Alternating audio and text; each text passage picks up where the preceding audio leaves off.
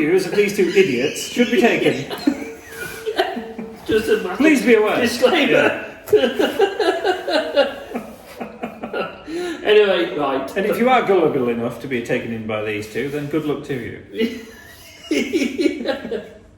Life has many more adventures for you. Yeah, it got screwed.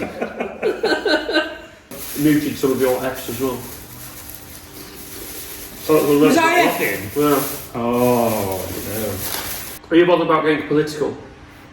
We'll be chatting about everything. You can't help but chat about politics, can you? Not with what happens this week.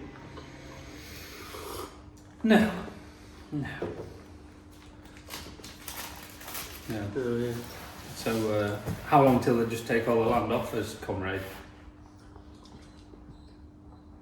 That's what we've started, haven't we?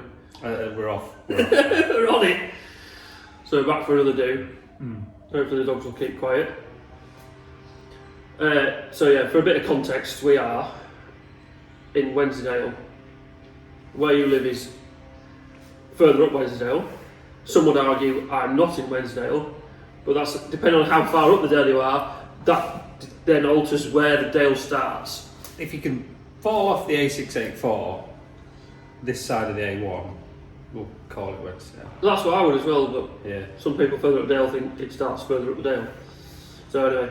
Yeah, But I would argue where I live is definitely part of the dale because I'm not that far from where we are now, but there's definitely a valley and I'm at the top of it, and if you go out the back of our house you go down a very big hill that you can sledge on, and then you can look at the other side of that same hill. I think it's a valley, it's a dale. I believe you've qualified yourself, Yeah, James. Yes.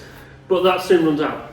So yeah, I don't know, anyway, it doesn't, but we're in Wensleydale, and like I said, you're further up the dale than I am. Yes. And let's be honest, it's awesome. But don't tell everybody, we don't want everyone moving in. The world knows, James. The world knows. It's out there. The world knows. Especially during COVID when no one could get abroad. Everyone decided to just descend on, let's have a look around our own country. And yeah. Which is where you ended up writing an article for Coffee about Days of Thunder with the various different drivers. You keep going back to this. Well, I do, James. yeah, but it's just a point of reference, isn't it? So Is it a Cole Trickle fancy thing? no, it's not, no, it was just that was a good Nicole one. And Kidman. yeah. I think they are meant to be making a remake of that. I did see somewhere. But why? Well, They'll only ruin it. no, I you see the Top Gun thing. Like they left that 30 odd years, didn't they? And I reckon yes, it's some of it is fanciful, but the remake of Top Gun I think is. If you've got the right frame of mind for it, but I think it's a brilliant film. Bear in mind the film I went to see before that at the cinema, so I went to see Top Gun at the cinema. The film before that was James Bond, and I walked out of there so annoyed with the writers for what they did. Because they'd killed him off. Well, yeah. For the first Spoiler time. alert. Yeah. Like, how do you continue? But apparently It's because they want... Oh, no, I don't want to get... I nearly fell into it there. Don't want to get political. Don't want to get... Oh, we're getting political. Anybody. We are going to get political with this one. Don't you worry. Don't worry about it. I just have a feeling that maybe the writers and the producers and everybody involved maybe thought it was about time that... Well, they were ticking a lot of boxes. There was a lot of boxes being ticked for the purposes of... Yeah, our new Bond needs to... I'm not even going to say... I'm just going to call them a they. Yeah. Just in case I do happen to pick the wrong box. I left the cinema that night. The bonus was I didn't pay for the ticket. My friend paid for the ticket, which made me feel better because I would have been so much more annoyed if I'd actually paid to see that. The unfortunate thing was, it was actually not a bad film otherwise. No, it wasn't. Considering some of the dross that they've trolled out there. Yeah. But then the next film was Top Gun, which I went to see with the same friend, and I paid for tickets, and I was glad that I'd pay for that one and not pay for James Bond. Because I was mad as hell. So as soon as you walked out of there, you went to your friend, that's how it's done. That's how you buy tickets. That's what we were working out how fast is, what was it, 10, what was it? What is the speed they record? I can't remember now. How fast jets go is measured in Mach, that's it, yeah. So we were trying to work out how fast Mach 10.1 is, and how fast you would do a lap of the Earth if you were doing 10.1. What a crazy night you guys had. Oh yeah, it was wild. But anyway, so yeah. Late to bed that night, were you? So yeah, we're in Wednesdale. It's awesome. Yeah, how did we go from I don't know. Oh, God. We have both lived elsewhere Yes. and both come back here. So yeah. Back to the sort of general area. Yes. So yeah. But how do we come to be sat here, James? Well, because this is my workshop, isn't it? This is where we talk about all sorts of stuff while we're having our lunch. Topics get ridiculous. A little bit. And a bit, yeah, some of the stuff we talk about is a bit random, but Yeah. we also do quite a good job of putting them all to rights, so try and, But how do I come to be sat here? Because you come and help me. Because James, upon leaving college and doing one or two other bits and pieces, has taken the steps and created his own company. Well, yeah. 10 years, 2014 started. And yeah, it's been a bit of a roller coaster. Slid through COVID like it wasn't there. Yeah. COVID was a funny one for me. I mean, like, it was rubbish for a lot of people. They said bad word there. It was rubbish for a lot of people. The implications for a lot of people, I did feel really sorry for a lot of people. Like kids that didn't get to do GCSEs after working so long to do them. People who lived in tower blocks. But for us, we got to have the girls at home, which is awesome. Granted, homeschooling didn't go so well, so got abandoned. I had to go and it was just a car crash, so yeah, we left that there. But where we lived, we could go out and about, we had space. I carried on working because I could. I did end up sleeping because none of the hotels were open and I had to do a lap. Me and Dad did some pretty epic journeys because you couldn't stay anywhere. And like both of us went because we had a long way to go. Sandwich in Kent, we went there and back in a day. We did a lap that went down into London and back up the M6, dropping off postage boxes. Yeah, and I did end up sleeping on the back of my pickup. Now you shouldn't do this, it is most likely illegal, but I would argue no other choice. I ended up sleeping on the back of my pickup because I had one of the hard canopy top things, in a tent, on a mattress, in the middle of the New Forest, because what I was trying to do was to do with the Witters, to live in Witters, and I couldn't do it in a day. I couldn't do what I needed to do and get back up here. And you haven't the taco fitted either. No. Imagine if you had. Well, yeah. Probably should have. Well, let's take photos I'm watching. But anyway, I don't do as much towing now as I used to because a lot of them go out on pallet line.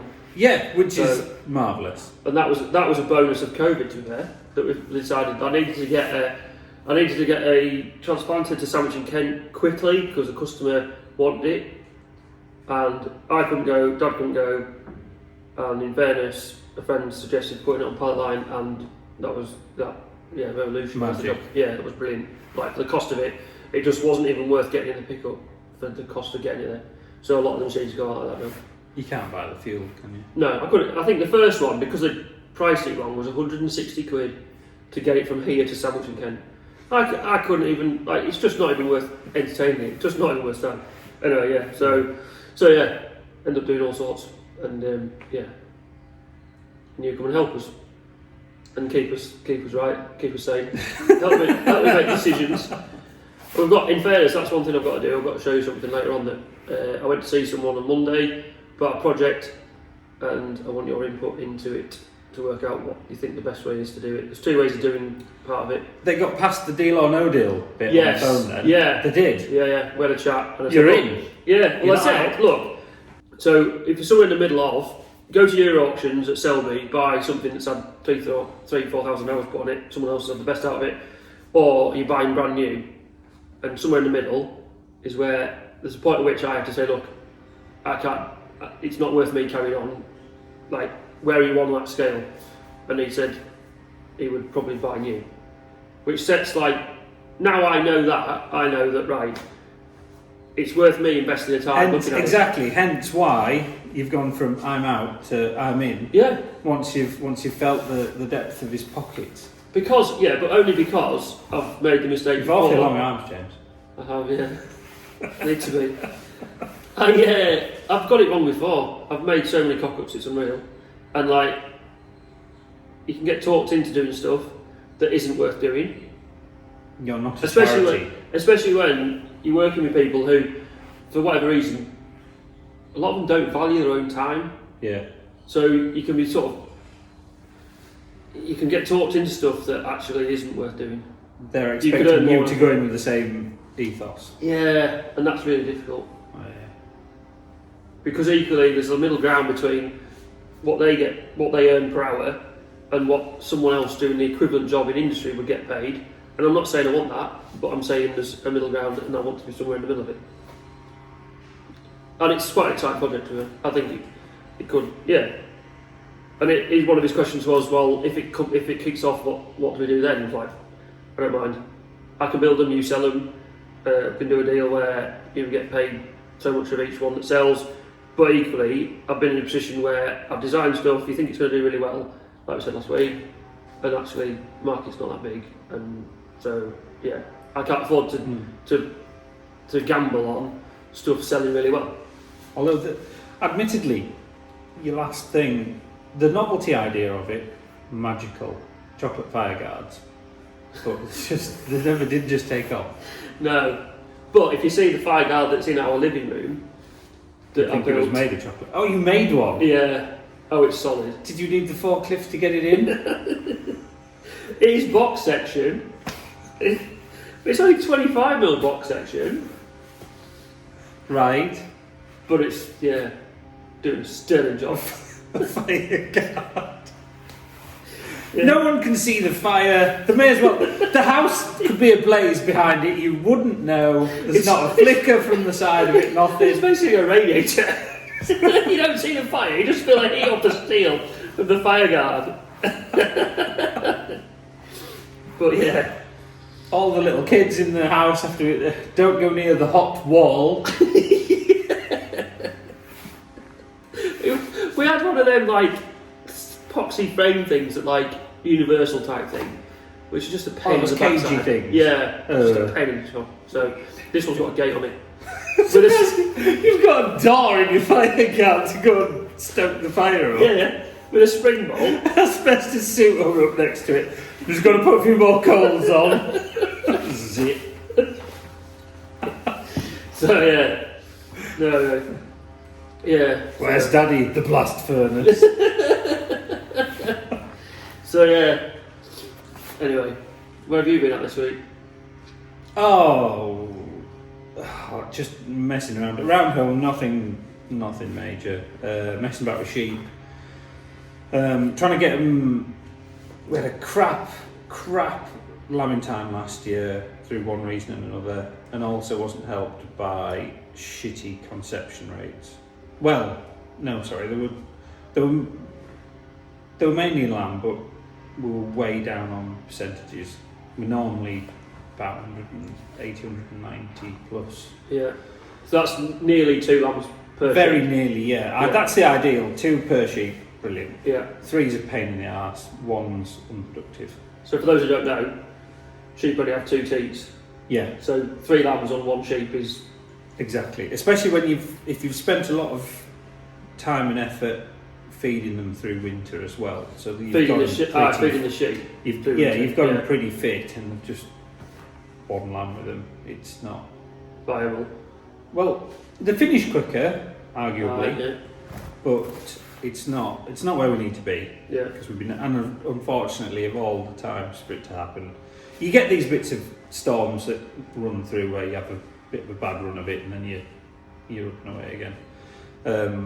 But unfortunately, this year lambs are actually worth something, so it's a bit of a double whammy. But you get over it. So this year, brought them down onto fresh grazing fortnight before. Gave them a good shot of vitamins and what have you, and also a bolus. Yeah. So the vitamins will get them up to the levels that they need to be at, and then the bolus should kick in and keep them at that level. Right, yeah. Because I've been told if you just give them a bolus, it's like a slow release, so it takes a long while to get to really where it should. This is what I've been told, but again, I'm quite gullible when it comes. You're wandering into these places that are obviously making a living selling this stuff. So that sounds good. Oh yeah, no, that sounds real technical. Yeah, oh, that's brilliant. I'm in. Yeah, take my money. So because some of your sheep are on some pretty high ground as well, aren't they? They are. That's where I brought them in from. Yeah. I spent 2 days trailing them. I haven't got many. It sounds fairly grand, doesn't it? Oh, I spent 2 days moving them all. Well, yeah, but you're on your own. It was only 5 trailer loads. It wasn't like a. Yeah. But you and a dog. Nah, dogs are unreliable. especially one of them. It sits underneath the back of the trailer and barks, or tries to nip at anything going past. Not what you need at that moment in time. So it's you and several unreliable dogs. Or me and a flappy jacket and a foul temper and even fouler language. So like we said last week, reluctant sheep farmer. Yeah, physically having to wrestle these things up the trailer to get them onto the top deck. Yeah. In fact, the news aren't so bad. It's lambs that have never been up there before or whatever. Yeah. You try and get a continental lamb past that sort of, and it just views that as a wall. I can't get it. That's a wall. Yeah. But Swaledale will be like. They're stood on top of the trailer. Those things. Yeah. Defy gravity. Yeah. I'm on prancing around on top of it, making a drumming noise. And there's these other little Beltex things at the bottom, and you try and push them, and all they do is dig the front feet in, and then you just sort of levering their arse up, rolling them over. God, just work with me, please. So then you try and get 2 or 3, and you're trying to sort of heave them all in front of you. And, it's never good. But once you get them used to, once we've been up, it's not too bad. If you can get 1 or 2 to set off. Yeah. But especially if it's bright and shiny and clean, which it always is. Yeah. They'll take a look at it and just, no, that's a wall. Yeah. It's not a ramp. I can't physically get up there. What do you mean? Are you mad? Yeah. I forgot what on earth were we talking about? Oh, we're talking about sheep. What have I been doing? Yeah. Trying to get back on track. It's Friday, 1st of November. I went to Lancashire on Monday, dropped the girls off at the grandparents. They're coming back today. So today's a good day. We're excited. We're both missing them. Monday night I was sat having my tea, looking at photos of them. I've been away 12 hours. So, yeah. Well, admittedly, I've had similar. Shell and the boys went down to Wales to visit the family. Right. So I was on the Todd for 2 days, and it's strange. Yeah. Just sort of waving them goodbye down the road. Blah, blah. Then walk back into the house and it's all quiet. Yeah, no. So it's a good job we've got another one. To be fair, it's a good job we've got a young one that's still at home.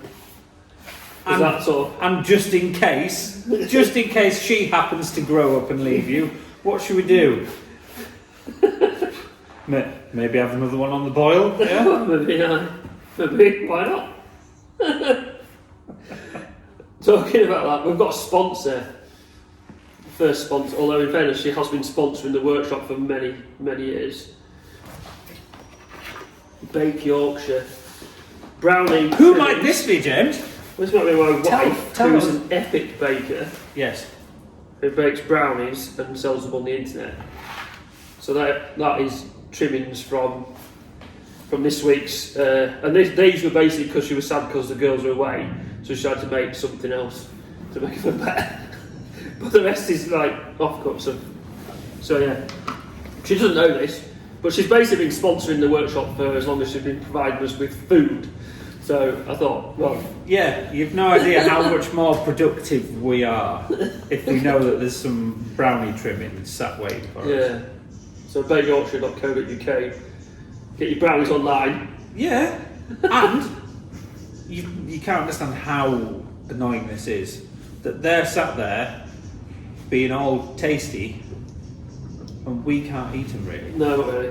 not while we're talking, Because the camera's rolling. because it's frowned upon. Michael said if anyone's eating on the podcast, just turn it off. Just can't do it. Fair enough. Yeah, but he's a bit effective though, isn't he? To be honest. He has his little quirks. Well, yeah. So just like everybody. So yeah. And the other thing I want to say as well is the workshop is next door to boarding kennels. It's in the same building, which is why occasionally people will hear dogs barking, because yes, they're right next door. Yep. Even though there is a wall there with a door in it. So if ever there's a little skip in continuity, we know why. Yeah. So yeah, I had a topic for this week, but it's not one that's it can wait. Go on. Because in fairness, there's something more pressing. And I was thinking, do we get political on this podcast or video or whatever we want to call it? We don't actually know how to make it into a podcast yet. We're just videoing them, so we call it a podcast, but actually it's not better. We'll get there eventually. But anyway, this week was pretty diabolical, I would say, with the budget that Labour have announced. I think there's a lot of people will be saying that. I think it's hit an industry full stop, hasn't it? Yeah. But especially landowners as well. So, to put it into context, I don't own any land, I don't have any land to pass on to my family, I don't farm, but our business is solely involved in supplying farmers. You, on the other hand, do have land, do have something to pass on to kids, do have... When we're finished paying for it, yes. Yeah. We'll probably just finish paying for the mortgage. Car kit. There you go, So, farmer. the point, I don't want, and I try and be open-minded and try and be level-headed and try and sort of see it from their perspective. And there's quite a few things that have been announced that, regardless of the agricultural issue, and my personal opinion is with that, I can understand why they've done it, because there's people around here that have bought land that the sole reason they've bought it is to transfer wealth from one generation to the next. You would argue that Jerry Clarkson is one of them, because he bought that farm in 2008. I'm pretty sure he didn't buy it with the intention of farming it. Granted, now he is, and he's a hell of an ambassador for agriculture.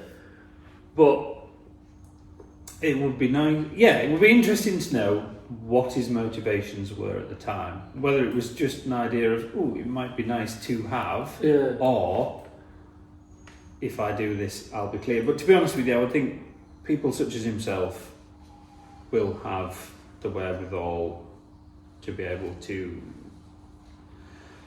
either put things into trust or whatever, and make sure that, you know, the wealth does get put to where it needs to be.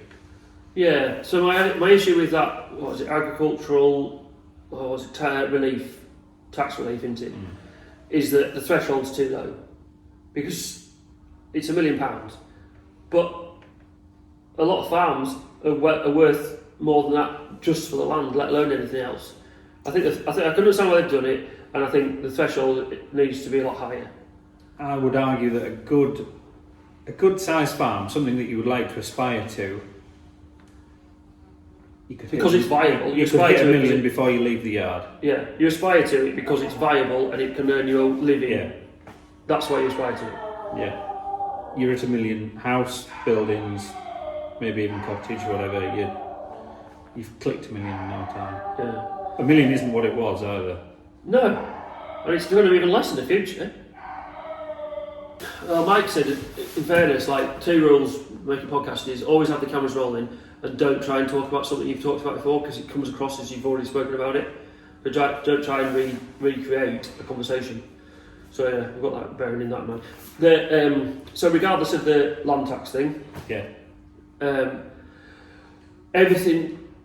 I was in such a stew on Thursday morning after it, because everything the government done, regardless of how we're associating with agriculture, it's just attacked business. But ultimately, it's attacked everybody. They're trying to go after business and say, oh, we haven't gone after the employees, we haven't gone after people personally, but employees' national insurance has gone up. So that's got to come from somewhere. Minimum wage for 18 to 21s has gone up from £8.40 to £10, I think. No, £8.60 to £10, so it's £1.40 rise. Well, that just has a knock-on effect throughout all the wages, because anyone who's on like 12 quid is going to say, hang on a minute, I want £1.40 on top of my wage.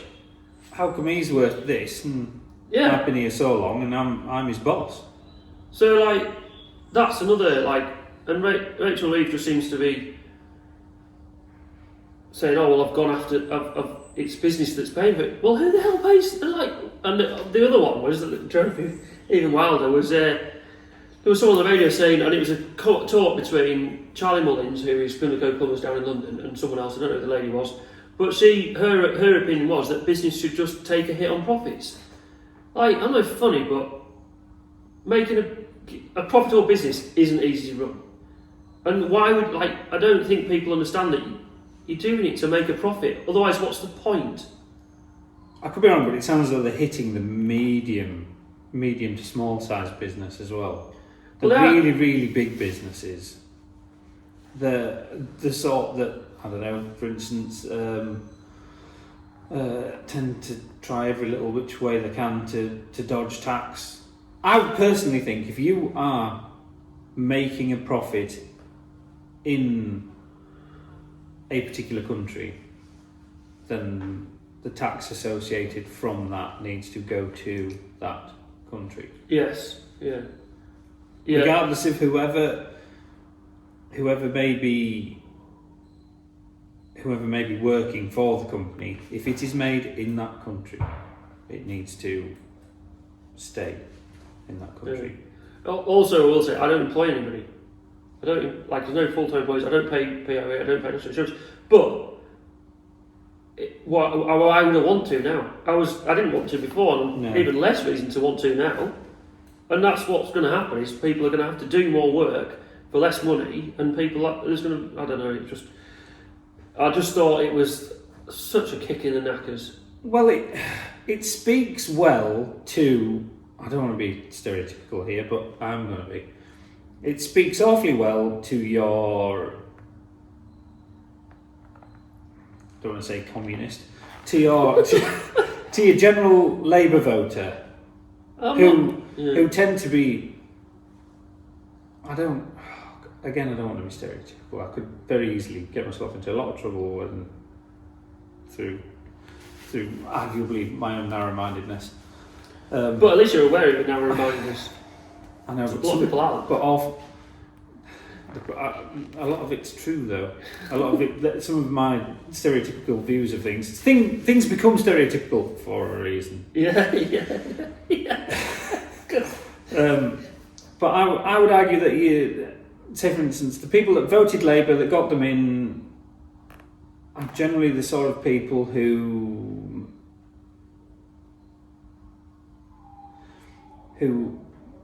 would welcome the idea of, oh yes, I want more money for me. I want more for me. Yes, let's tax the businesses, let's tax I would argue that the people that can't see past themselves, who can't see that the idea of, hang on a minute, all this money's going to have to come, if you are taxing the business who you work for, it's going to have to come from somewhere, otherwise they're going to go, they don't want to cripple the economy by having too many things go belly up because they've squeezed the life or the last little drop that some companies were hanging on by. Yeah, well that's the trouble, like they've had COVID, which has given people a right good kick in. That drove all prices up. I read in the Farm Contract magazine, since 2019, costs of inputs in farms has gone up 44%. So we've got COVID, price rises, inflation, interest rate rises, and then this. And the trouble with what they've done, because it's sort of gone after agriculture, the other one they've done, which they insanely didn't get through last year, Conservatives looked at altering the tax, the benefit in kind tax that you pay on a company car for a double cab pickup, which a lot of farmers have, and it got reversed within a week. Well, they've put that through now, so that's gone through as well. And there's a lot of stuff that's gone through under the radar that people aren't aware of. Yep. That's going to cost that will But what they've done, it's not just the trouble is there's so many businesses, rural businesses that supply farms that will be affected by this. They can't not be. Like that's why I'm in such a twist about it, because I know that it's going to affect us quite badly, and I hope it doesn't. And to the point, what I would like to say is, I know I live in a bubble. I like my bubble, but I also want to see it from other people's perspective. So I've messaged somebody I know who I haven't asked yet, but I'm fairly certain they vote Labour. And from that point of view, I want to understand what they think of this budget, because it's not, I just want to understand it from their perspective to then either learn from them, understand why stuff's happened, or think, right, well, I am even more determined that my opinion is correct. Because in fairness, it's all opinion into it. Oh, absolutely, yeah. You have got to listen to the other side and take it on board.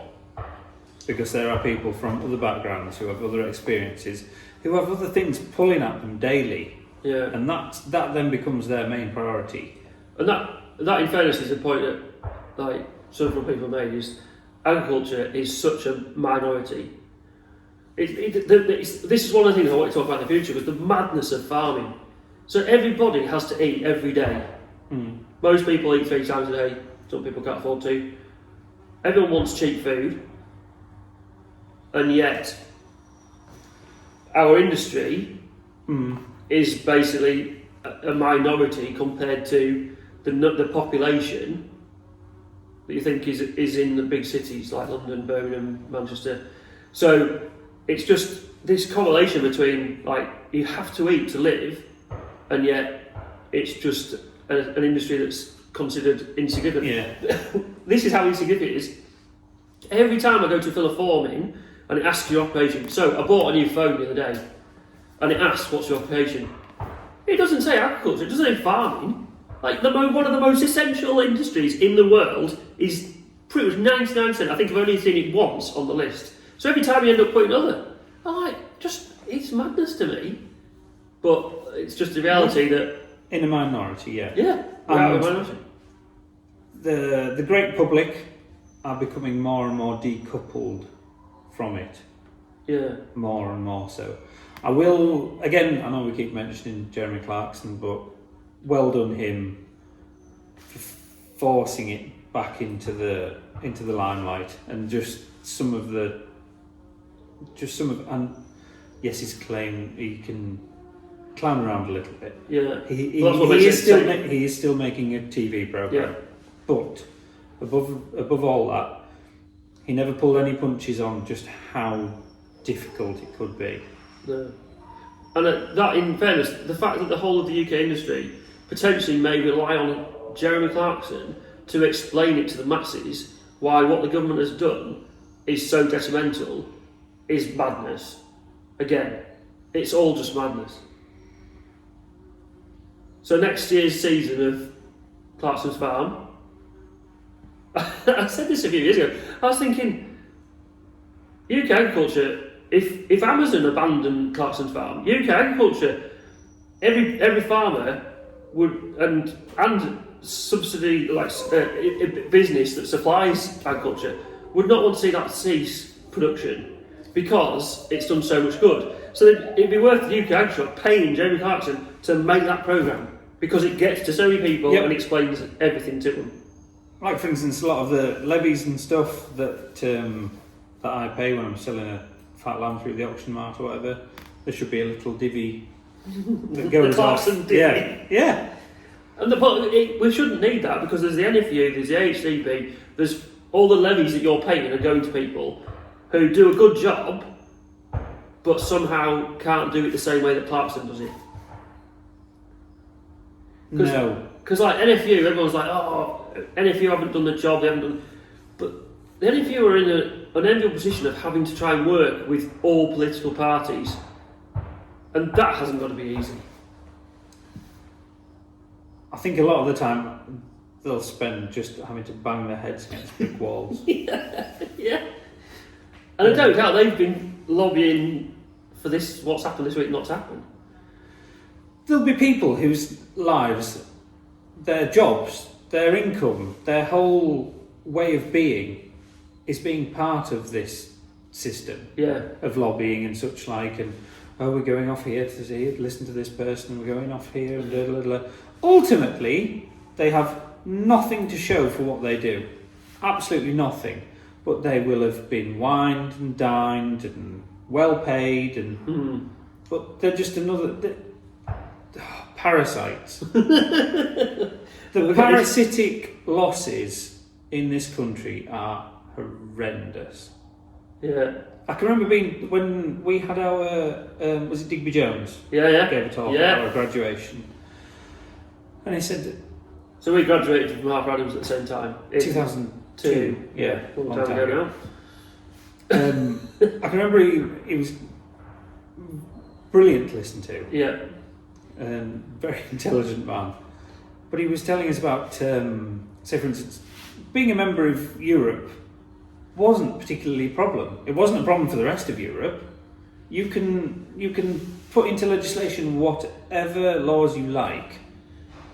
It does not matter. It is up to the member states to enforce them. So the member states were putting in, we'll put in this legislation, whatever, blah, blah, blah, that's fine.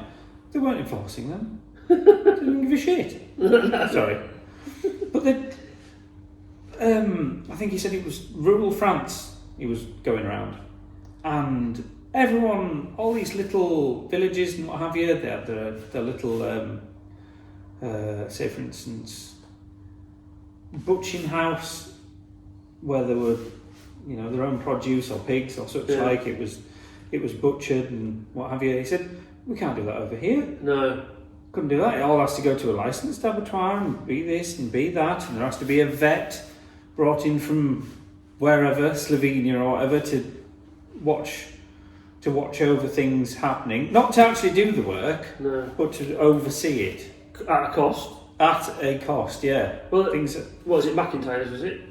There was a slaughterhouse sort of in the middle of Wednesdale, which will have killed a lot of lambs because there was demand for it. As now, I was surprised it kept going on as it did.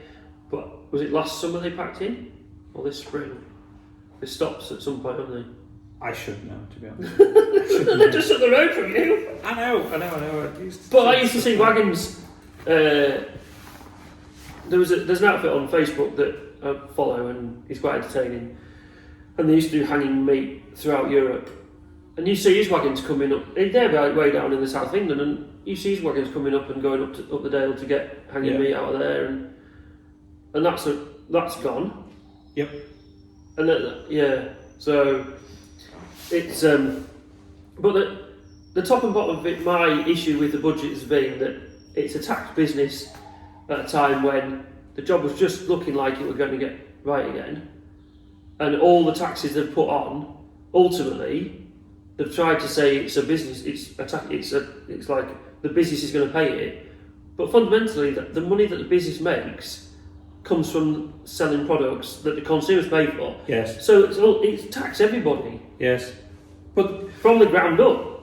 And I would argue that again, your typical Labour voter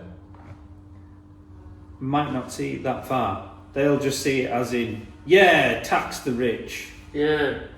And sod this and sod that, but I want everything for free. I want all my medical care for free, and I want all my, I want help housing. Yeah. I want help paying for that Sky dish on the side of my house. I want help for the 2-3 mobile contract to have running. Yeah. I am currently a landlord. I cannot get out of being a landlord fast enough. Because I just cannot. We had a tenant in that house. They were in there for a long time. They were a good tenant, but when they left us in a mess. And the way that you see landlords spoken about, everyone assumes that landlords are millionaires. In exactly the same way as everyone assumes that farmers are millionaires. On paper, a lot are. Well, yeah, but on paper, a lot of them are running with a massive overdraft as well. So, it's not... Yes. It just isn't just as black and white as that. In the same way as when we sell that house, we aren't going to be millionaires. No. but I can't get out of it fast enough. I'm just absolutely the way you see landlords spoken about. So we are a tenant, and we moved out of a house in Lancashire that we tried to sell and didn't sell, but we wanted to move, so we did, and we rented it out. That's how we've ended up sort of landlords by default. And I just can't buy the way landlords are considered in this country to be parasites, scumbags, when you've got tenants that can do what they do and leave you in a right mess. But yeah, I don't doubt it's when you get a big enough demographic of anything, there will be the good and the bad. yeah, I don't doubt it. Yeah, there's good landlords and there's bad landlords. There's good tenants, there's bad tenants. Yeah. I'm not saying there isn't. I'm not saying all landlords are, and there will be some landlords who are millionaires, but there's also a majority that aren't. But equally, businesses, like, you do question why you bother when, like, on Thursday morning, it's like, I was in such a stew. Why bother? Why bother risking money, risking everything?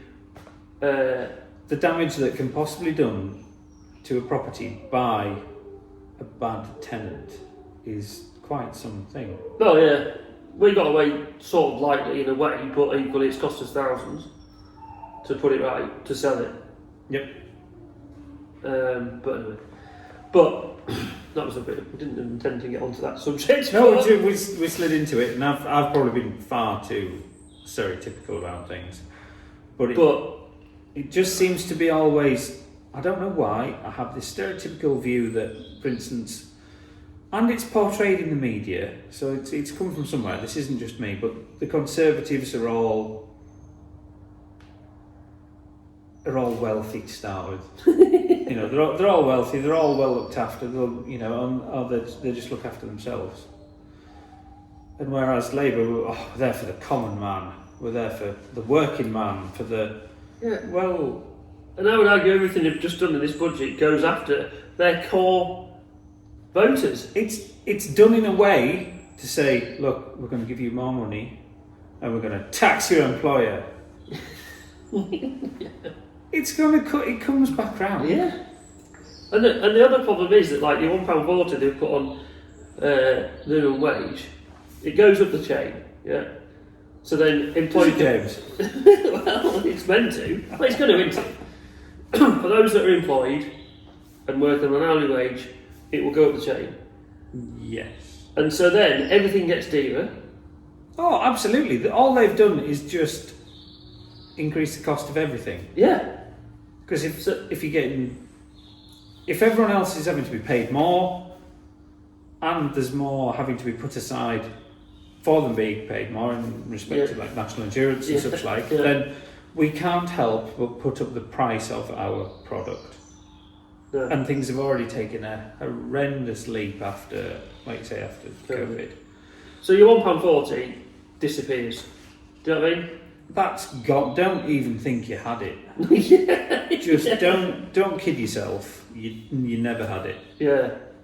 All that's happened is that number's gone up, and so's that one. Yeah, definitely. So I was in such a stew on Thursday. But we're right now. I've talked myself around and got over it and moving on. And yes. But with respect, going back to how agriculture is perceived by the masses. Oh, look at them there. They own this, that, and the other, and blah de blah. And well, yes, a lot of them do. We've had to buy what little we have. Yeah. Part of it, and we've sacrificed. We've never been on holiday. We've never been abroad as a family. Yeah. Never been on holiday. We were cutting back on subscriptions. There's no Sky TV. There's no. Yeah. You know, you're always careful because you know every month there's that nasty big sum going to disappear out of the account. Yeah. And you've always got to have something there just for it to keep biting away. But to put it in perspective, so that big chunk of money that's got to go out of the account has got to be made out of the sheep that are grazing the grass and when you're up at, and obviously your contractor as well to supplement it. And also, well, to be honest with you, the contracting, definitely not the farm. The farm can just about pay for its own costs. Yeah. The contracting definitely helps, but we wouldn't have been able to start if it hadn't been for Shell and her job. Yeah. So she's working off the farm and supplementing the whole what's at home because of what she's doing away from the farm. We couldn't have offered doing it based solely off agriculture. I don't think it was possible. It's not a big place. But then that's what a lot of people won't understand is, well, why do you do it? Like, like they just don't, and they don't disrespect to them. Yeah, no, exactly. It. Exactly. They never will. They aren't going to. No. They just think anybody. But equally, there's so many different reasons why people do what they do. But again, part of it was the idea of having that small place, that small little patch of land, and you can't take it with you. We're only here for a short spell, but it's nice to think that it would go on to future generations. Yeah. Now, because again, they can't take it with them. Yes, it's an asset. Yes, it can be liquidated. You can. Yeah, but it can only be liquidated once. Exactly. And then, if it does get liquidated, the Treasury they have their ways and means of getting their slice of the action. Yeah. They do. So then when it comes to, say, inheritance or passing on from... Because the farming itself tends to be just... The farm is its own entity. And you've just got the generations who just pass through. Yeah. But the farming entity stays pretty much a whole. Yeah. Never really changes that much. It's just the generations that pass through it.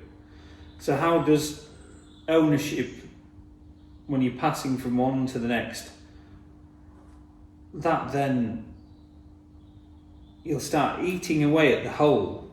Like, oh, you've passed one generation, oh, well, such and such, like 50 odd, 500, however much thousand needs to be found in tax. Yeah, and it's all relative to the amount that the farm can earn. So, to be honest with you, it would not be a problem if farms and farmers and the agriculture in general were earning relative to what they should be. Yeah. Because if they were, they'd have that in the bank to pay.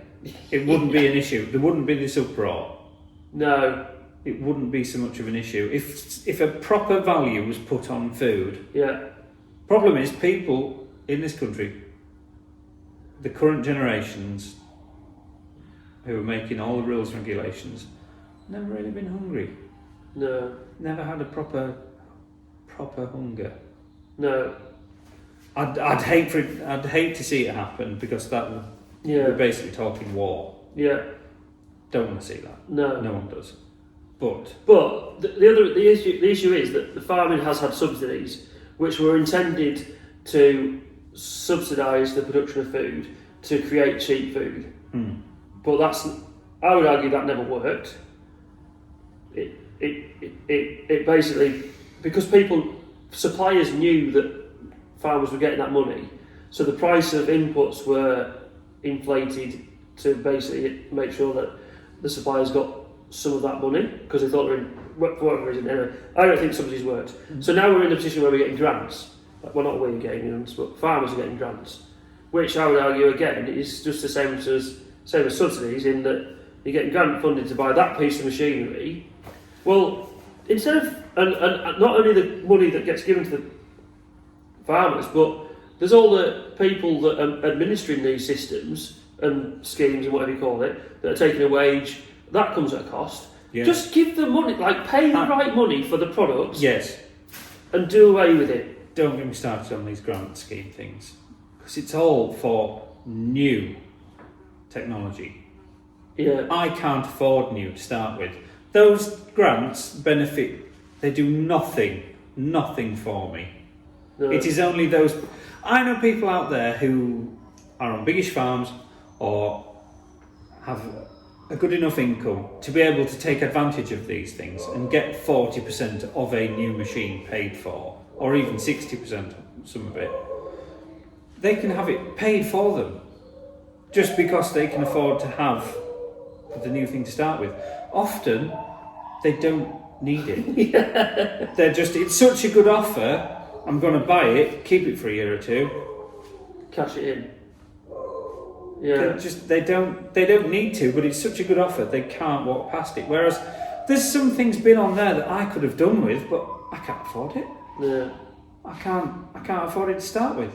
Even if, for instance, you take off the grand and knock it down to where it should be, I can't. It doesn't add up.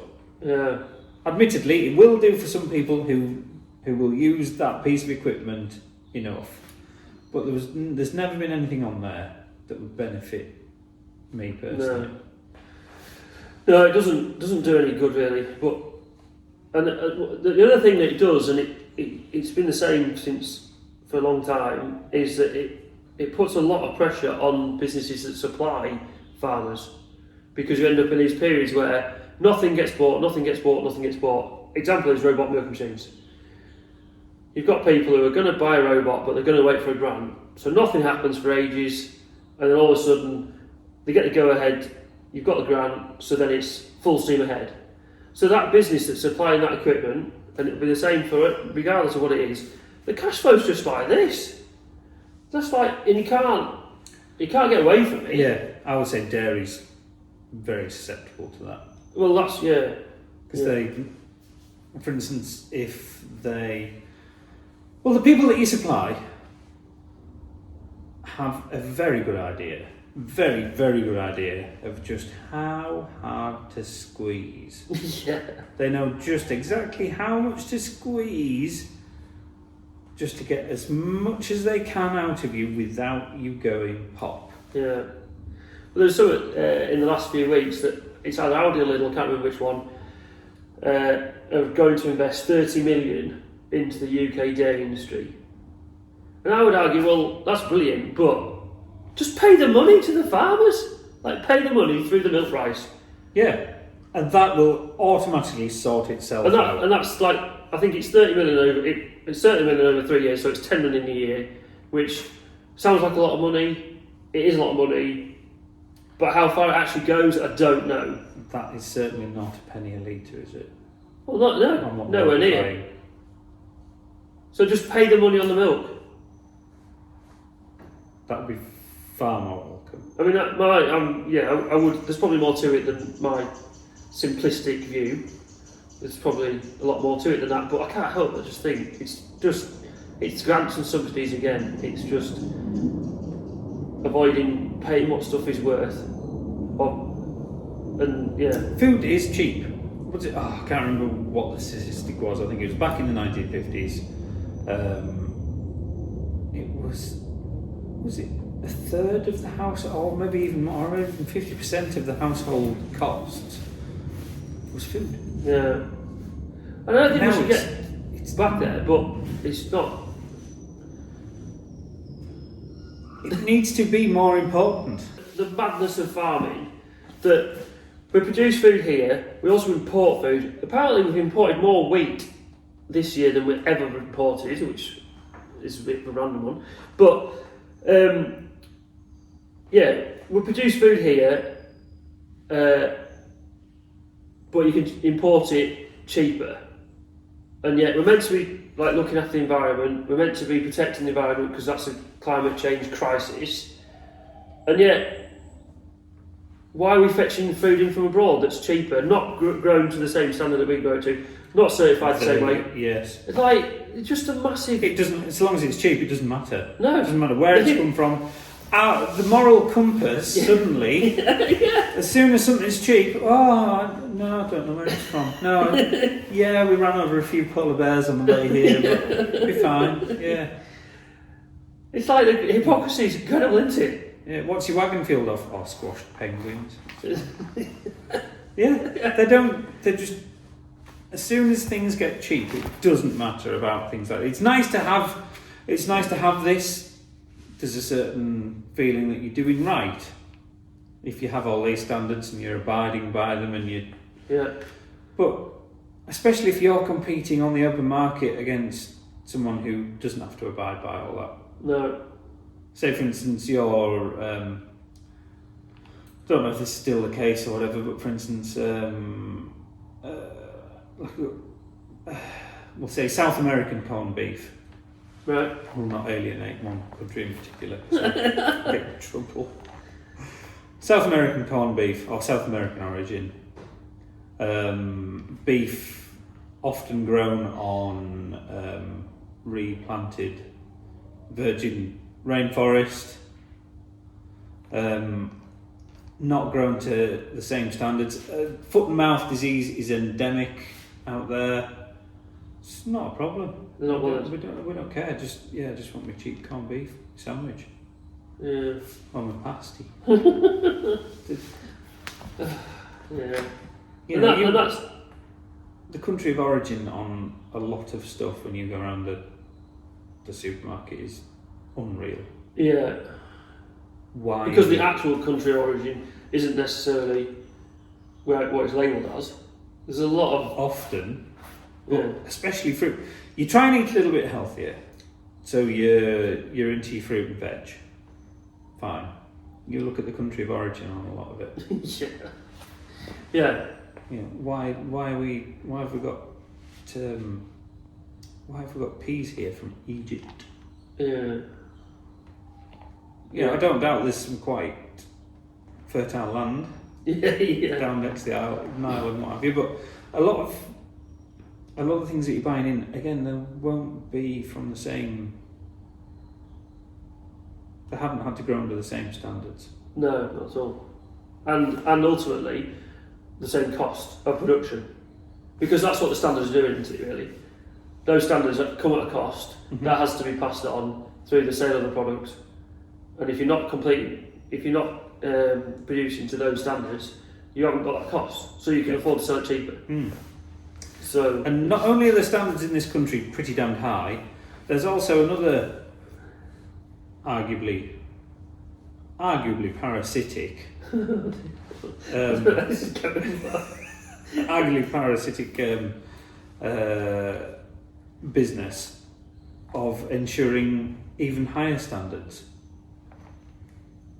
alright. There's businesses out there who will, so long as you stick to their incredibly high standards for farming, which everybody kind of is anyway, Right. to start with, you get the privilege of paying them X amount a year to be part of their club, and then you can then be registered as super clean, super dude, I'm part of your club. Yeah. And then obviously that then opens the doors to a plethora of people wanting to buy your product for a premium.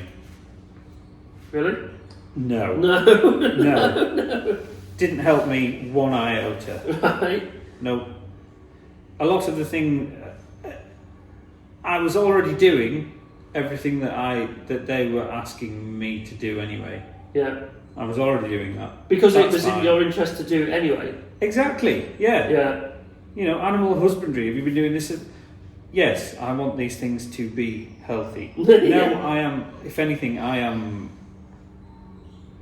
try not to overuse antibiotics simply from the case of, do you know what happens if you overuse antibiotics? Bad things. Yeah. Lots and lots of bad things. But also, it's not in your interest to throw antibiotics at something from a cost point of view either, regardless of. Well, no, exactly. That it's not for free, is it? No. So, but yeah. still, anyway, sorry. All these things, I was then asked for the privilege of becoming part of their gang. Yeah. I was asked to, in the end, I think it was working out, I think I'd worked it out. The whole rigmarole and everything was costing me £4 per lamb that I was sending to market, because that's the only time that I was seeing, or supposedly seeing, a benefit from my produce. It was costing me £4 a lamb. Was I seeing more than that in an uplift? Yeah. No. No. Didn't. So it's costing £4, but you have no benefit when you sold them at auction. Yeah. Haven't noticed the difference. No. And I believe that I'm not the only person to have jumped ship, to have finally said, no, I'm tired of spending hundreds, and I mean hundreds of pounds each year to be part of your club. Yeah. I'm only a small. There was no facility for saying, oh yes, I can see that you're only practically a small holder. Yeah. Because you don't have much stock at all. I'm not selling thousands. I'm selling maybe 100. Maybe. Yeah. So there was no sliding scale for size. Yeah. So I was paying the same as everybody else, and I just, per lamb, I wasn't seeing the benefit. Yeah. It cost, like I say, it cost about £400. When I worked it all out, it cost £4 per lamb.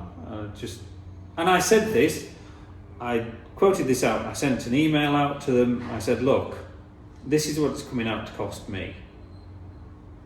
I can't carry on. I won't carry on. And do you know what I received back?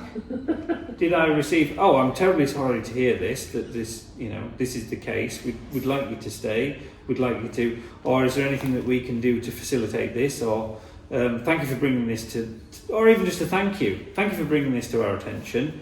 There is obviously this slight oversight or a problem, or maybe we could do something, or introduce a sliding scale, or blah blah blah. Nothing back. Nothing, not even a thank you for the however many years you were with us. It's been real. Thank you for the thousands you've spent with us. We're sorry to have seen you. Nothing. Because? Not a damn thing. They don't care. They're not bothered. They do not care. They're just parasites. Yeah.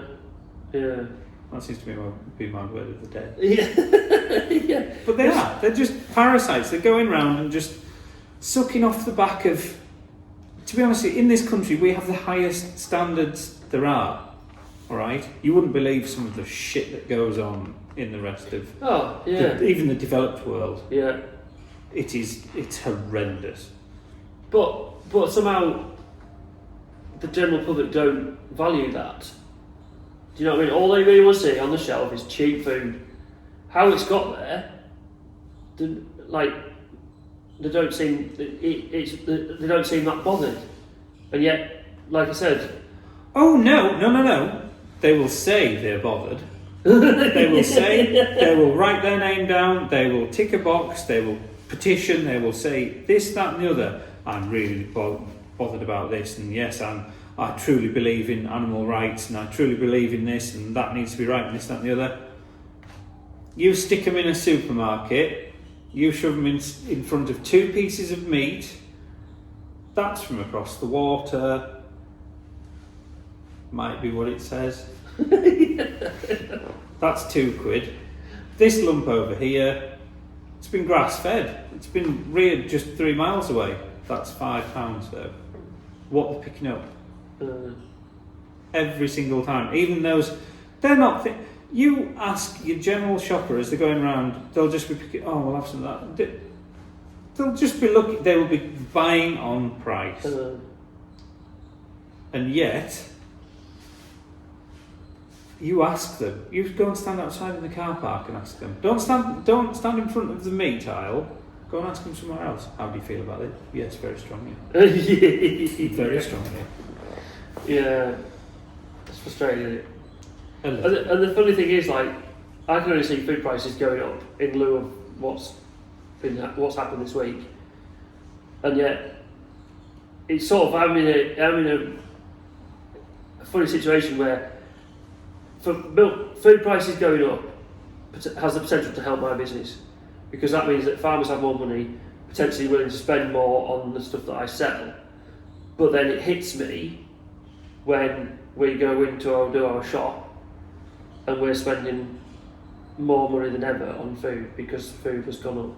Yep. So, like, butter, Lindsay gets through a lot of butter with brownies. It's amazing how much that costs. It's incredible how much money she spends on butter. And yet, because of what we do, like Lindsay's background was a milk machine engineer, and I met her, worked for Arla, did farm assurance. So our background has been the dairy industry, and I still do a proportion of work within the dairy industry. So it's in my interest that milk price goes up. But then equally, it affects us as well because... Exactly, well, yeah, that's... If anything, you're seeing both sides of the coin. Yeah. Yeah. And like, you're sort of torn between, I want farmers to get paid more for their milk, but then we're going to pay for it big time when... But... Because we get through a lot of milk as well. Just drinking it. Gallons yes, of it. I have to call them at the supermarket on my way home. There's nothing left in the house.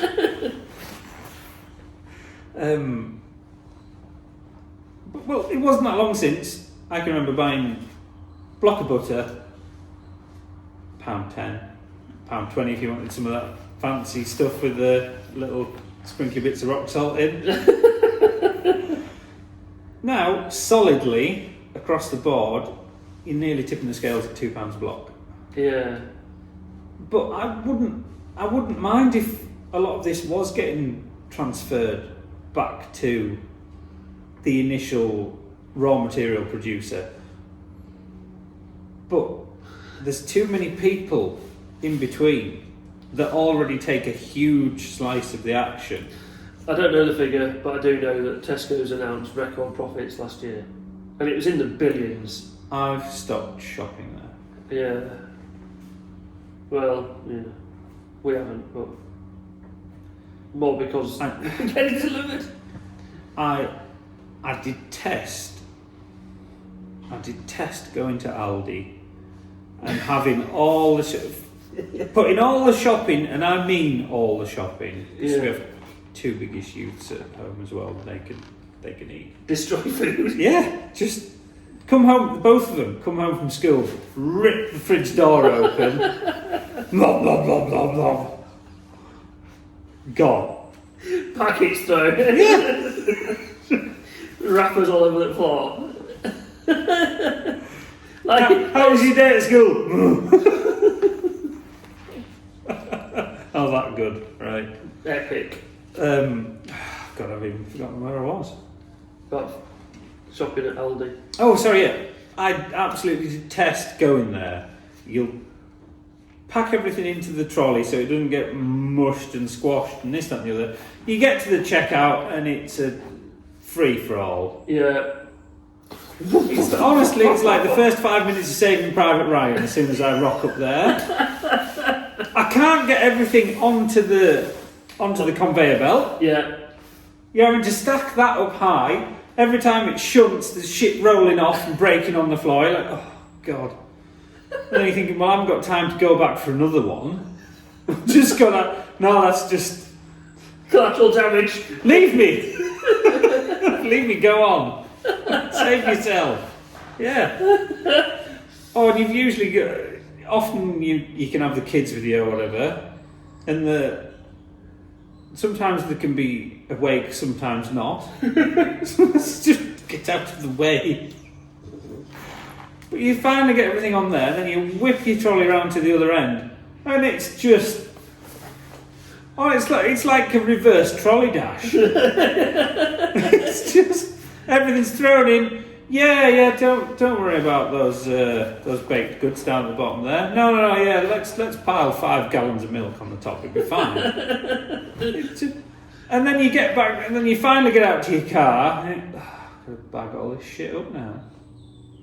And then, if I've had the pleasure of taking the Mini, I clap the seats forward to start with so I can fit everything in, and then you're having to lean that far in that you can't. It's usually peeing down as well. But I'm still going there rather than going to Tesco's.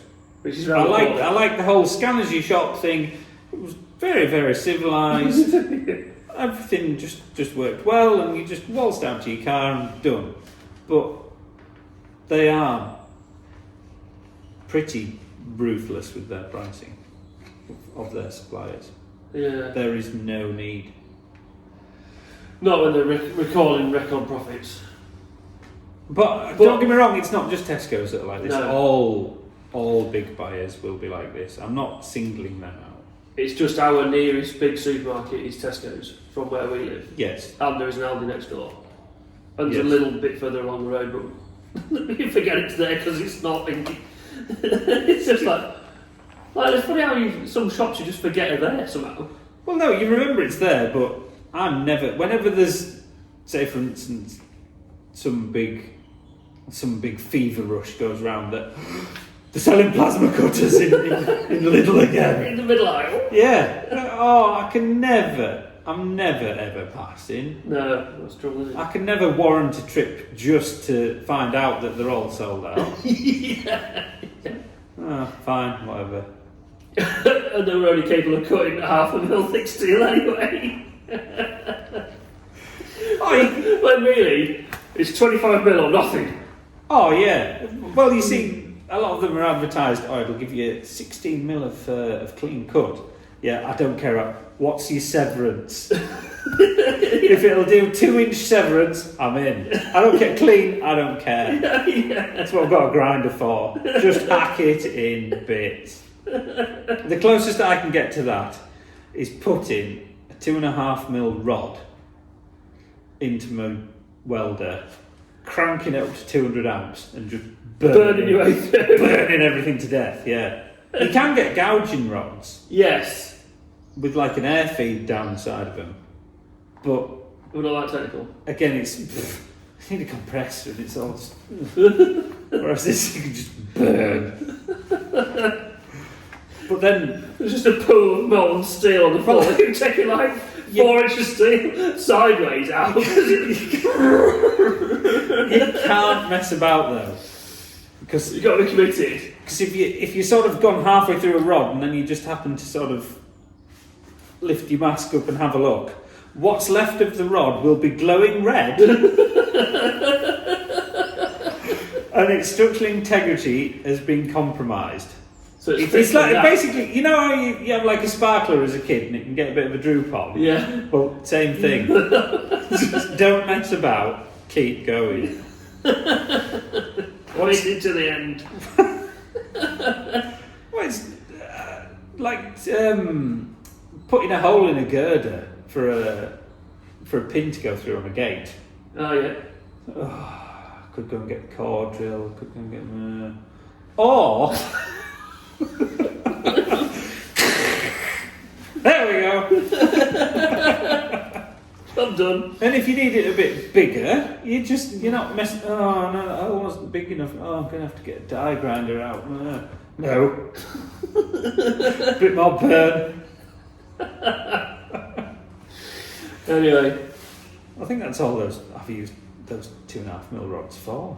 Just cut in. Yeah. not what they were designed for. Well, light work. Nah. I think I have some 2-mil rods somewhere as well, but they just exploded. They didn't like it. Not up to the job. No, strangely. Not the rich tea biscuit in the No, in tea. I want some hobnobs Yeah, and yeah. marines. And the reams of tea dunking biscuits. 2.5 mil rods. It's too hot.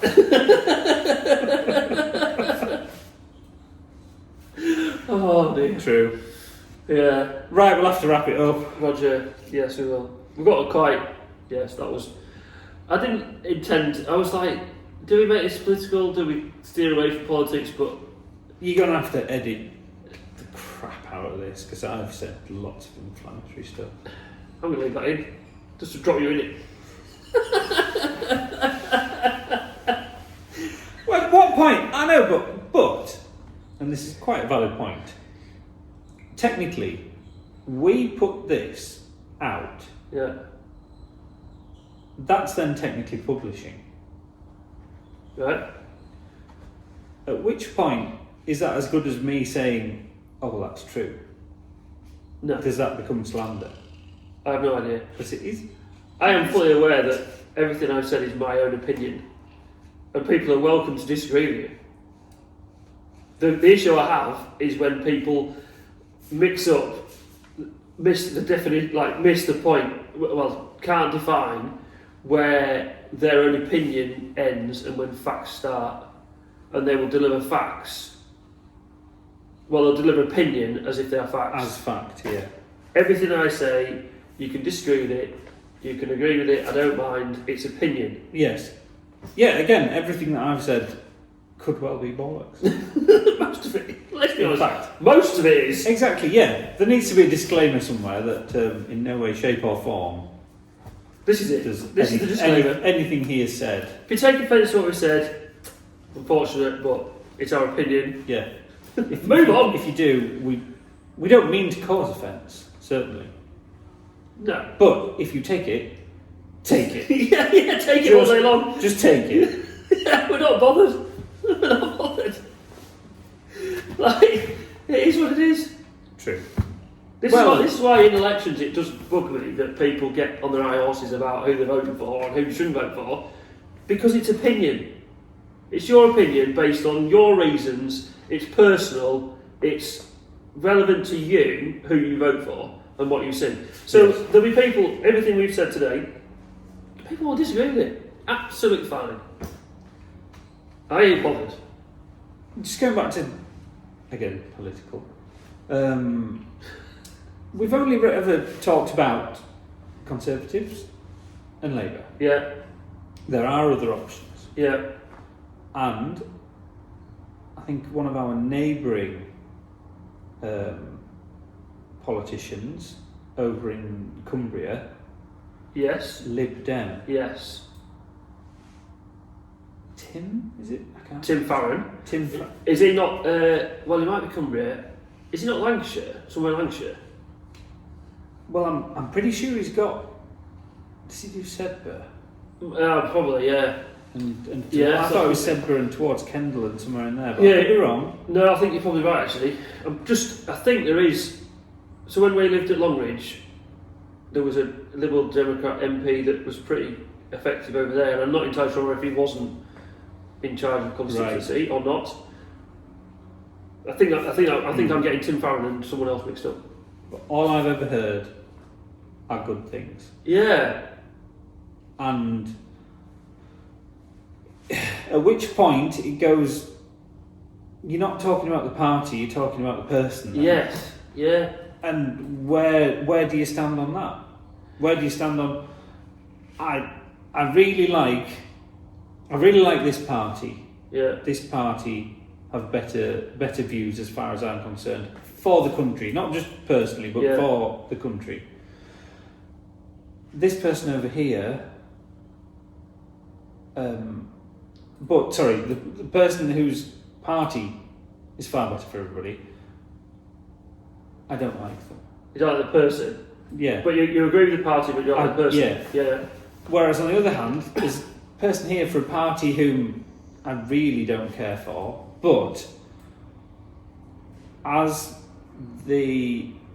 a proven asset for the community. For the area that they look after, for the local community. And has done well and will always do well. Yeah.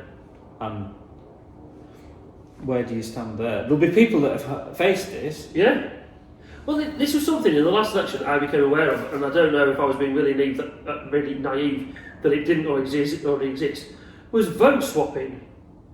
Where people in a constituency, they would swap votes, they would agree to vote for someone in a different... So in their constituency, they would vote for a certain person, whilst agreeing with someone else somewhere else, that they would vote for someone that was more aligned with their political views. I don't fully understand it. I wasn't even aware it happened. And I was I was naive as well. This is... Yeah. That is, in my mind, tantamount to almost fixing. Well, I can't say how it isn't, to be Yeah. honest.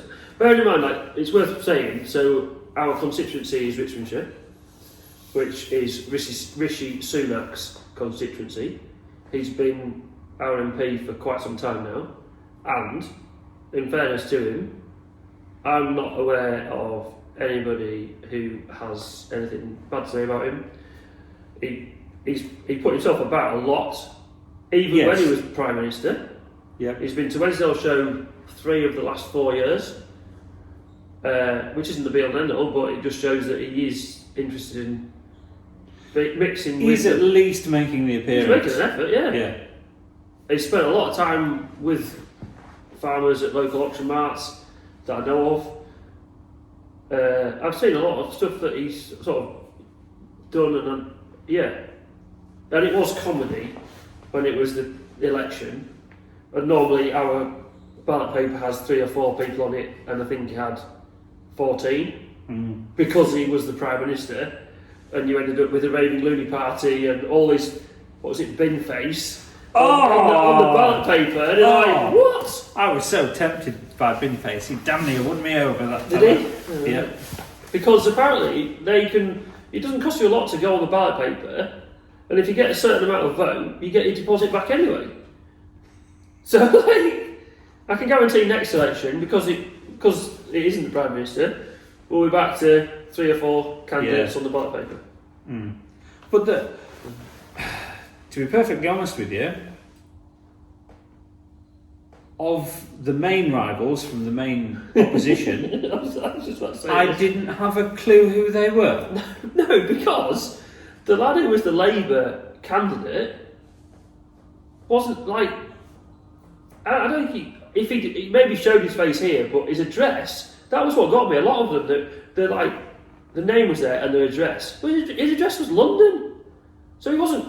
I think what Labour had done is they knew they weren't going to win this constituency, so they just found. They just threw a sacrificial lamb in. Like here. There you go. Here, we'll get you revved up for when you get a proper constituency. Yeah. Have a go at this one. You're not going to do any good because, like, it's the Prime Minister's one. And it's I never pretty saw handy. any canvassing, no. Oh, we got nothing, something through the post, which was comedy.